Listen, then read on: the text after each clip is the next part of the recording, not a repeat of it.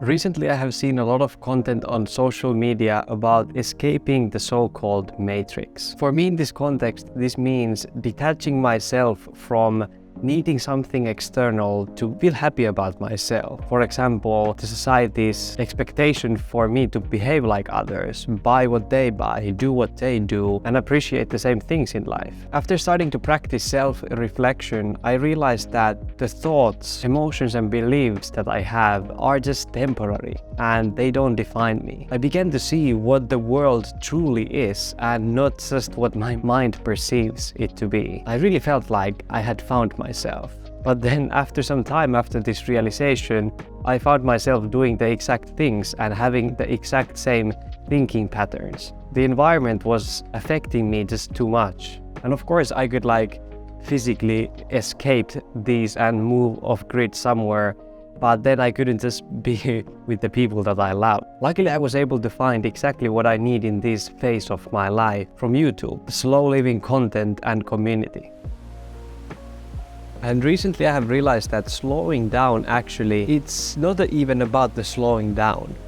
That's just a tool. It's like you could exercise just for the exercise, but you do that for your health, to look better, to feel better. I have now found out what is the main point of it because I've been able to feel it in my life. If you live very fast with a lot of different distractions and you have a lot of stress and different things going on all the time, it's super hard to feel the presence and feel that where you are now is exactly where you are supposed to be, and feel that feeling that you are already perfect, you're already full, you don't need to achieve anything anymore in your life to feel you are living your life to the fullest, that you are basically worth it. Because all the time you are planning something from the future, you are working to become the better yourself, have a better social circle, get more money, something like that in the future. But what slowing down does is that it forces you to find all that from this present moment. And practically how I'm doing this, how I'm staying connected to that inner me, is exactly through slow living. I use that as a practical tool to stay here in the present moment. For example, putting my phone away. I have been using it so much less than in the past months. I have been even putting it off for some evenings completely,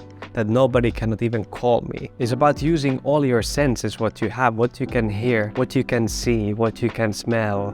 And you can do this wherever you are. Living in Finland where the nature is always close, of course it helps a lot. But even when I work from home, I can apply these lessons in it. I escaped the work-life matrix by not counting every second that I work, but rather try to enjoy what I'm doing. And like the famous zero waste movement is not actually about living with absolutely zero waste, but rather trying to minimize it, slow living has its own unique elements as well. Actually, slow living is a lot about balancing between the slow and the fast, and that's exactly what is the art. You need to find the so-called tempo giusto, which comes from Italian and it means like the right speed, right pace. It doesn't mean that you do everything slowly. It just means that you are more mindful in whatever you do. And this means in both micro and macro. Micro being, for example, your daily actions, this moment, this evening, and macro meaning years, whatever you want to create in your life. A good example of this could be if you want to raise children that are compassionate. You're not planning to have a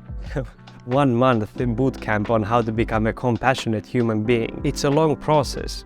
And you need to understand that the good results come slowly in that. For me, slow living is about having fun. It's not just about sitting in silence all the time. You can be present and be slow in many things that are not even slow. Like for example, recently this has been climbing or bouldering, a new hobby, something that I had never tried. I wanted to go and see, explore, discover what is this new thing and how does my body and my mind react to that? It has been so amazing because when you are doing those climbs, you are so connected with your body. Each movement that you make, you can only be present in that moment. You cannot think of anything else. It's just so beautiful, like human experience, going back to the roots in that, rather than be at home typing all day, which is what I usually do. And it's doing things slower on purpose, not taking that shortcut home, but doing a little bit longer route, cooking that meal that takes 15 minutes more, but you know that is exactly what you want to do today. But what is crucial to understand that no matter how hard you try, how slow you live, or how present you are, you can't always have that perfect mental clarity or calm mind. There's something more important than this.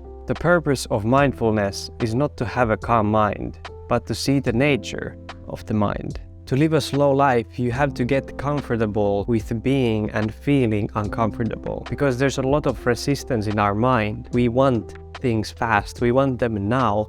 That's our nature, and that's fine, but you need to accept that. I could call it sitting with the resistance. While you're eating dinner, you know that you shouldn't really take that phone, and then you decide not to take it. When I started slowing down my life, I noticed immediately the healing process could start. I was able to let go of the many things in the past because I was focusing on exactly in this moment, kind of detach myself from other people's opinions as well. That's a long process to do, and I'm still quite at the beginning of it, I believe, but that process could start. Other benefits that I have got from slowing down my life you can find from this video. Thank you so much for watching, and remember to stay kind and meaningful in your own beautiful journey.